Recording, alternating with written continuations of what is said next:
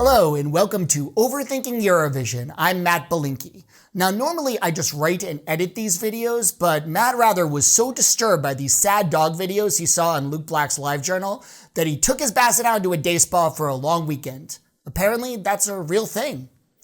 After Let 3 released Mama Sache on January 20th, we were pretty sure that was going into the books as the kooky oddball of 2023. But then only 5 days later, a mysterious Twitter account called Crystal Ball ESC posted this spine-tingling teaser. Austria, if you think that a mere reference to 19th century writer Edgar Allan Poe is gonna make our hearts beat faster, much like a dismembered corpse hidden under the floorboards, then you are, yeah. Quote the Raven, let's do this thing!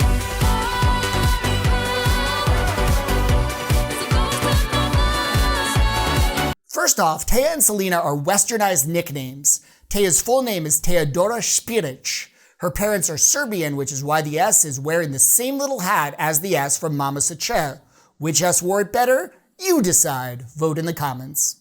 Selena's full name is Selena Maria Edbauer. She is from the small town of Leoben, which is also the hometown of professional wrestler Chris Robber, aka Bambi Killer.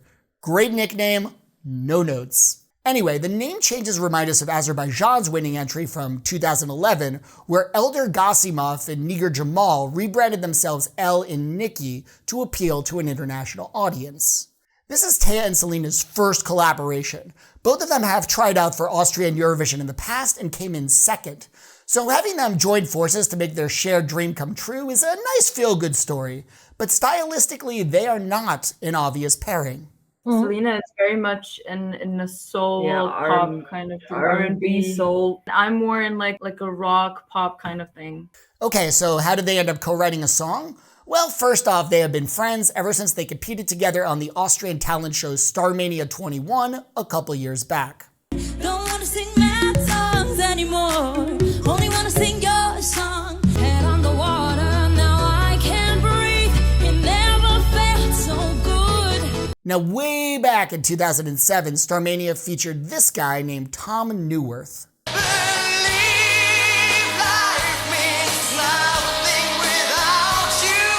Huh, pretty nice voice. I wonder if he ever did anything after that. Anyway, Taya and Selena finally got to work together in September 2022 at a Czech songwriting camp. This is the second songwriting camp we've talked about this season after the one where Alessandra wrote Queen of Kings. It seems like these camps are an increasingly important way for up-and-coming European artists to build their careers.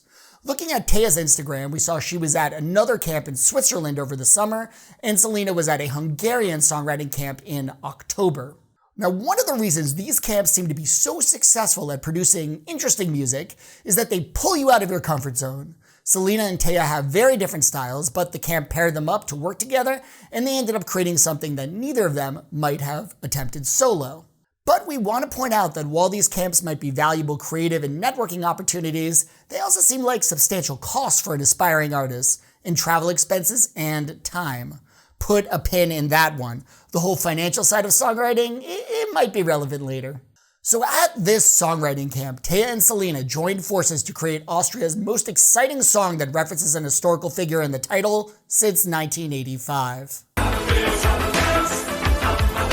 Now, Edgar Allan Poe has inspired a bunch of really interesting music over the years. The very first album from prog rock legends the Alan Parsons Project was a concept piece from 1976 around the work of Edgar Allan Poe entitled Tales of Mystery and Imagination. Follow me now to the vault down below. There's also the Stevie Nicks song Annabelle Lee from 2011. And the moon never beams without bringing me dreams. Rock legend Lou Reed released a double album in 2003 called The Raven, inspired by Poe. Here's a track called Hop Frog featuring David Bowie. See me in a woodbox. They're calling me a hot frog. Hot frog. And since we are big musical theater kids at heart, we have to mention the song Edgar Allan Poe from Snoopy, aka the less popular Peanuts musical. She's gonna ask us something on Edgar Allan Poe. I know it, I just know that. After Crystal Ball ESC leaked the Edgar tease in January, we were dying to know which elements of Poe's work Taya and Selena were going to incorporate. Was Taya going to wall Selena up in the basement of the Liverpool Arena? Were they going to slowly lower a deadly pendulum over the press box for 3 minutes?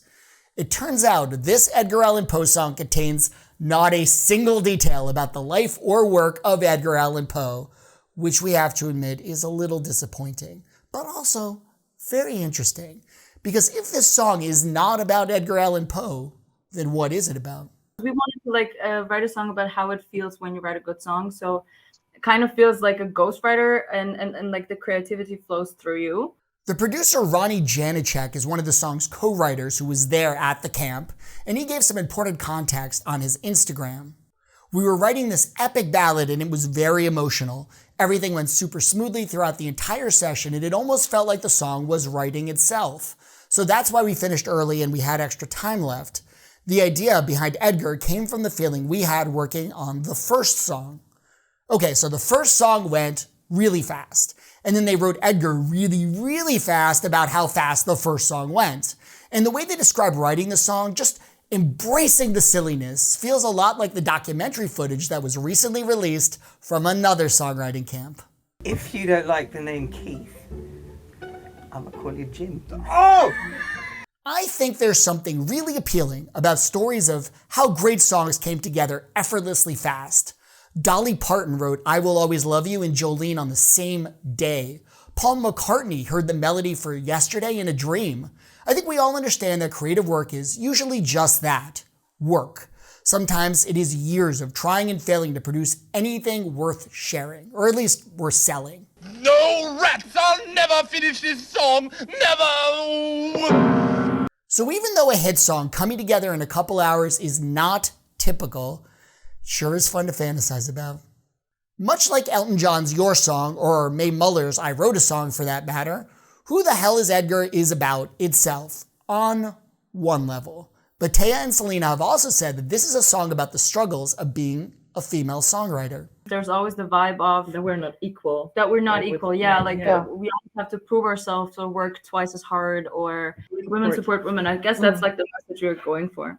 This feminist angle was a big part of the song's rollout. It was released on International Women's Day, March 8th. When they did a big interview on an Austrian news show, the graphic for their segment said feminist message. And the music video certainly drives this theme home. In this scene, the singers sell their songs to a group of old white male executives by not only presenting it as the work of a man, but presenting themselves as men too. And while we're on the subject of the music video, here's an interesting detail we noticed. Okay, one of the people in our Discord noticed it. Thank you. Anyway, check out the use of the color red here. Taya is the one who is possessed, and she's dressed in a red jacket, changing into a red shirt later. The presentation they're giving in the boardroom is also red. Red is a good association with Poe, since one of his most famous stories was Mask of the Red Death. And then during the bridge, when the girls are trapped in the police station, Selena takes a tube of red lipstick to write on the wall. So maybe Edgar is working through her here, but note that she is using a symbol of traditional femininity. She's not in disguise anymore. She's combining the inspiration of Edgar with something personal to her and working together with a friend. The line, "At least it pays to be funny," is an acknowledgement that the girls are now taking agency over their creativity, because Edgar Allan Poe was not exactly a laugh riot, but Taya and Selena kind of are. And of course they drive off in a red car behind the wheel. They are no longer possessed, they are the ones in the driver's seat. But there is actually a third meaning of this song. Who the Hell is Edgar is about how the financial side of the music business is super duper hard right now.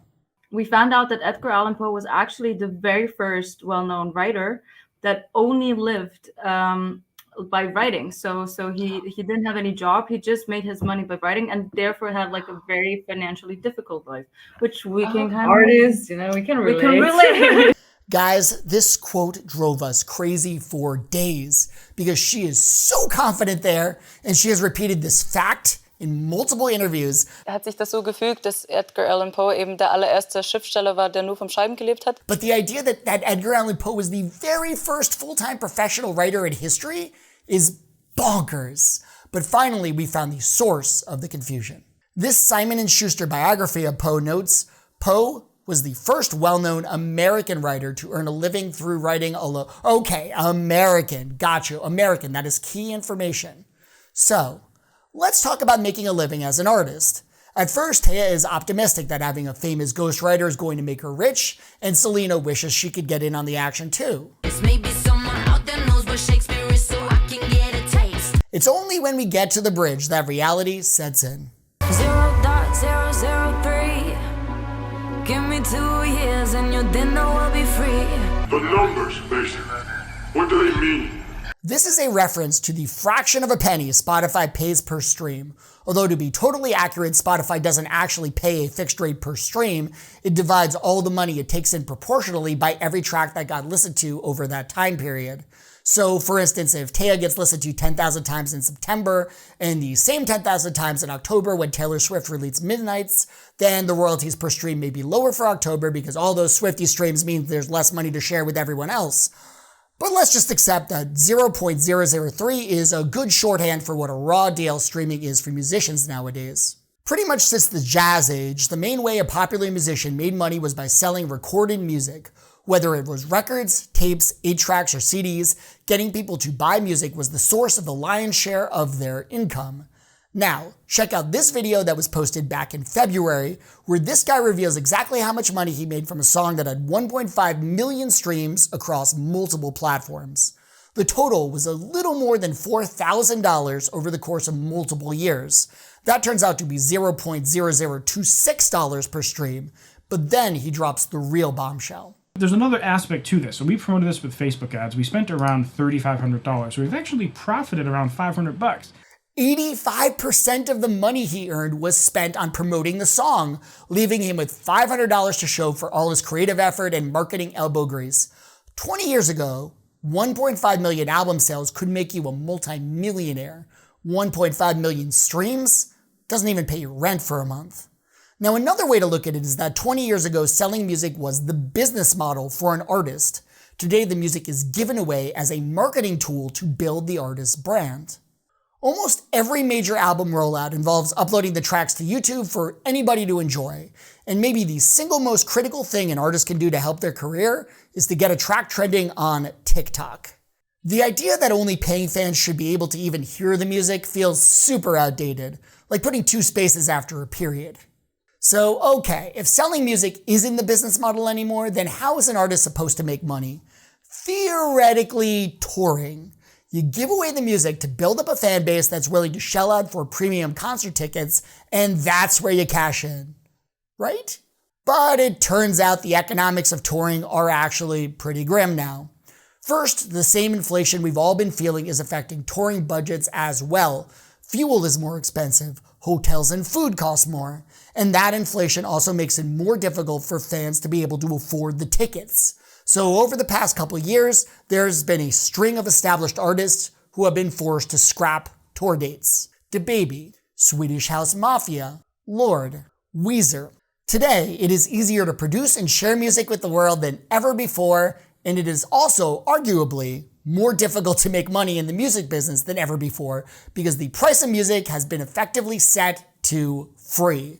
Thank you very much, Justin Timberlake from The Social Network. I founded an internet company that let folks download and share music for free. Kind of like Napster? Exactly like Napster. I would be pretty comfortable betting that both Taya and Selena have spent way more money building their music careers over the years than they have ever made from music. Now, maybe that will change now that they're about to be exposed to a huge international audience. But guess what? Even if Who the Hell is Edgar is a viral hit, springboarding that into a second hit is another thing that is more difficult now than it used to be. That's because most Spotify listeners find new music through playlists. Landing on the right playlist at the right time can make all the difference. There are over 4 billion playlists on Spotify, some of which have tens of millions of listeners. But most people who are binging playlists don't know who the artists on those playlists are. Vox.com pointed out that in the days of MTV, when you were exposed to a music video, you would get to actually see the artist and start to build a connection with them. In the era of curated playlists, that connection never develops. so an artist can have a massive hit song without actually gaining fans that know their name. So the point of Who the Hell is Edgar is that the answer to the question doesn't matter. Brilliant lyrics are not gonna pay the rent. Which makes us wonder, why pick this particular author as the ghost in the machine? Well, part of it certainly is Poe's association with the supernatural. Being possessed with the spirit of Jane Austen doesn't seem quite as appropriate. But mostly we think the name just scans well. Edgar Allan is 4 beautiful syllables, and Poe becomes our second audience participation friendly chant of the year, going toe-to-toe with cha-cha-cha. By the way, it might be worth mentioning that in German, means but in a childish, playful way. In 2012, Austria's Eurovision song was Woki mit dein Pupu, which means wiggle your butt. So maybe this is a stretch, but chanting po po might have an added level of silliness for a German speaker. Po, po, po, po, po, po, po. And we wanted to shoehorn one more theory we had in here. Okay, actually, my wife had it. Thank you. What if this song is actually about the rise of AI? ChatGPT and models like it may turn out to be the single most important technological advance of the decade, and they're going to radically change things for anyone who writes for a living, including musicians. An AI model could churn out endless lyrics in any style, much like a songwriting ghost. And I'm sure that an AI that can instantly create high-quality loops and beats isn't that far away. Now, at first, this might seem like a powerful tool for a creative person to use, kind of like how Taya is happy to let the ghost take over her hands. But outsourcing creative work to a machine is just going to further devalue work that is already barely valued. Just to be clear, Taya and Selena have said absolutely nothing to suggest this song is about AI as far as we know, but it's such a perfect fit that we just had to mention it. Whatever message you want to take out of Edgar, this is above all a fun song with catchy production and 2 very likable singers. Fun. Just fun. And we appreciate all the little touches that lean into the fun. Selena does a pretty good Valley Girl voice from Baby Got Back right at the beginning. Oh my God. Oh my God! And the silly dance everyone does when they're possessed shares a move or two with the most famous spooky dance of all time. So, even though we're a little bit bummed we're not getting a guy in a murderous orangutan costume, we are getting one hell of a bop. We'll see you next time. How did you get the nickname Bambi Killer? Guys, if Bambi means something in German, don't even tell me. This is about a cute little deer as far as I'm concerned.